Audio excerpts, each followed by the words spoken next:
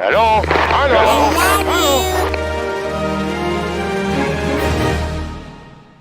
Welcome back to Master the Fun and Elder Scrolls Online. Today we're going to present a super condensed, compact version of the Bethesda stream on the upcoming Update 28 Markarth DLC. It will be released the 2nd of November for PC and the 10th of November for consoles.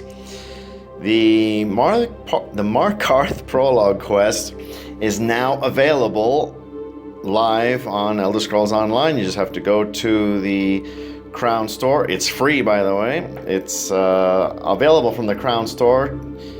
You just go to the DLCs, and it's called House Ravenwatch Contract.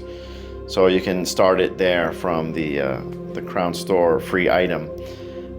And the Markarth DLC will be on the PTS starting this Monday. So depending on when you're watching this video, it's probably already there. Okay, let's get to what's in this huge DLC. There's tons of stuff. There'll be 17 new item sets. These are items, armor sets, etc. A bunch of new stuff there. There'll be a new solo arena, the first one in 5 years since the Maelstrom Arena from Hrothgar. It's similar in that respect that it's a solo arena. You can see some scenes there from the dev gameplay as he's annihilating the bosses or the mobs with his insta-kill dev powers. There'll be new small balancing changes. They did not give any specifics as to what these are, and usually it's bad news for anyone having fun. At least in my experience, it never seems to be a good thing. The next big change for Battlegrounds is there won't be any more game type choice anymore. In other words, you can't choose the capture the ball or the death match. That's gone. But there will be a new queue called solo only grouping. The solo only grouping queue, which is great, and the original group or solo queue. So what makes the solo only grouping queue great is everybody in that arena will be from that queue. So in other words, there won't be any teams running around, and destroying everybody and literally insta-killing everybody because, they're whatever, because you're solo queued and they put you in with, maybe other ranked players, which supposedly they're also working on as well to make it more balanced for the groups, which they should just get the groups balanced first, because it's no fun being in there with only one other guy in your group while everybody else is running around with 4. So that's kind of nice, though, that they'll have a solo-only grouping queue, which means everybody in that arena grouped solo. So that's nice. Other things, over 100 new housing items, 3 new housing NPCs, which you can now, with the new pathing system, you can make walk around and stuff. Over 20 new antiquities to dig up, probably mostly in Markarth, since that will be part of the Markarth DLC aspect. 2 new mythic items, a dwarven scarab pet, as you can see there, found via Antiquities. That looks kind of cool. I don't know if it's gonna be that big, but that's the picture of it anyway. New music boxes, 2 or 3 new music boxes they mentioned. 2 new homes in the Crown Store. A Markarth Manor, as you can see there, with a waterfall there to the left. And an Oblivion Pocket Dimension house called Shalador's Shrouded Realm. And you can access this from Western Skyrim. They didn't say where yet, so I guess we'll have to wait.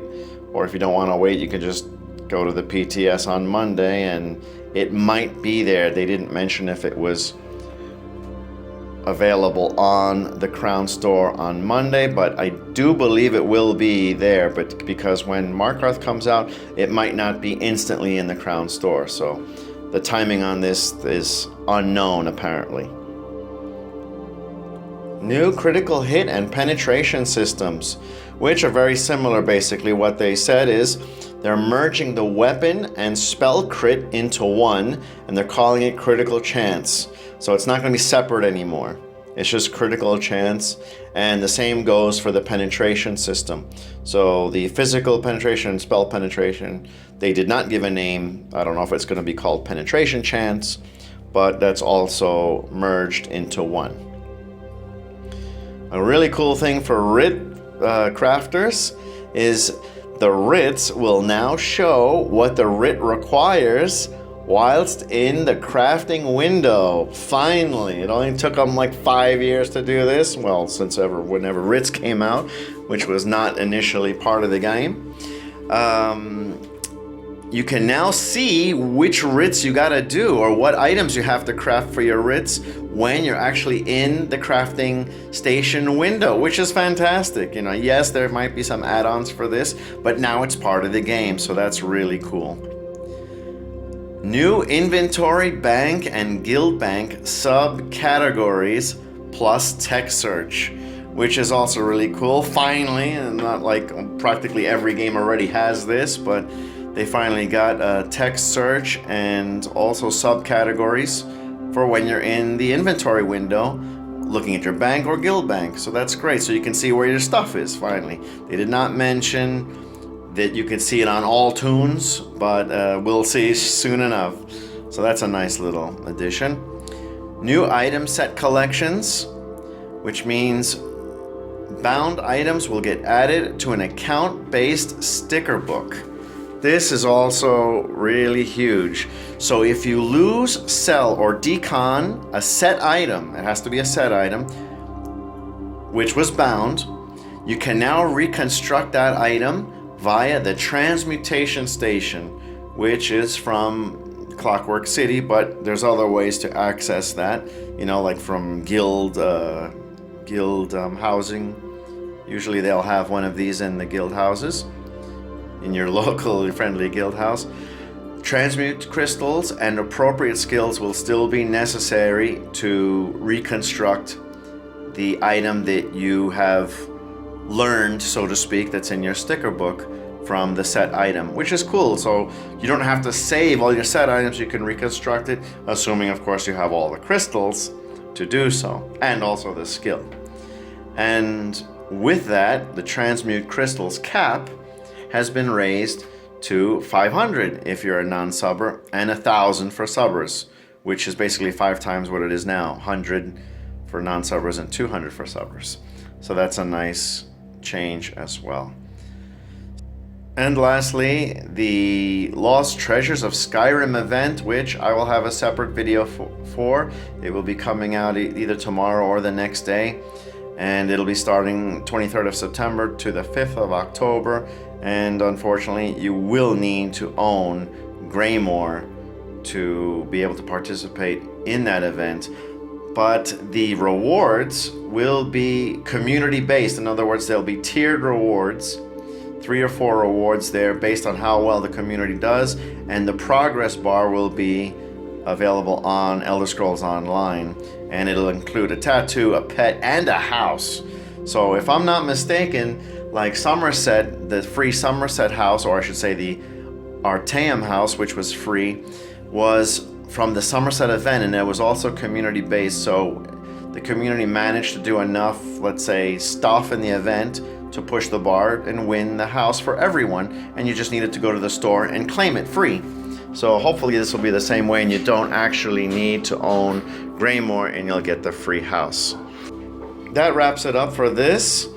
And leave a like, subscribe, it's free to do so for both. Hope to see you all soon again, and as always, have fun. Cheers.